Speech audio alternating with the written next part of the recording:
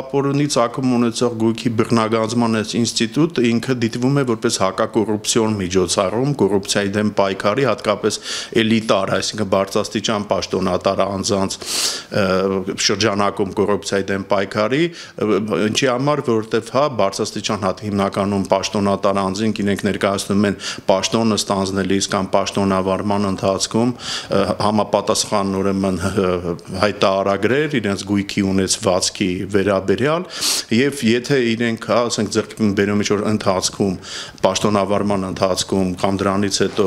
որոշակի թանկարժեք գույք, որը այսպես հիմնավորված չէ իրենց օրինական եկամուտներով, ապա այս դեպքում այդ գույքը պետք է դիտվի որպես ապօրինի ծագում ունեցող եւ ասենք բռնագրավի,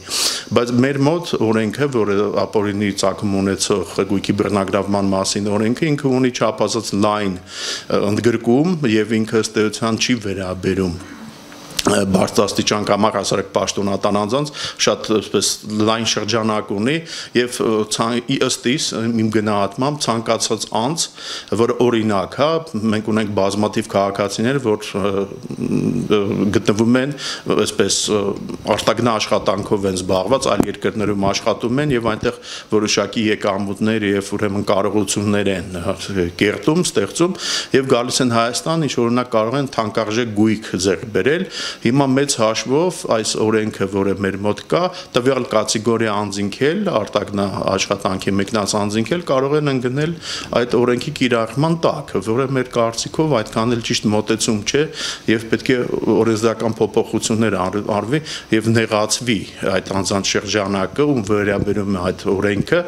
որպեսզի նա ավելի շատ դիտվի որպես հակակոռուպցիոն միջոցառում, հատկապես էլիտար կոռուպցիայի դեմ պայքարի միջոց։ Ինքը ընդհանրապես շատ բարդ համակարգ է, որովհետև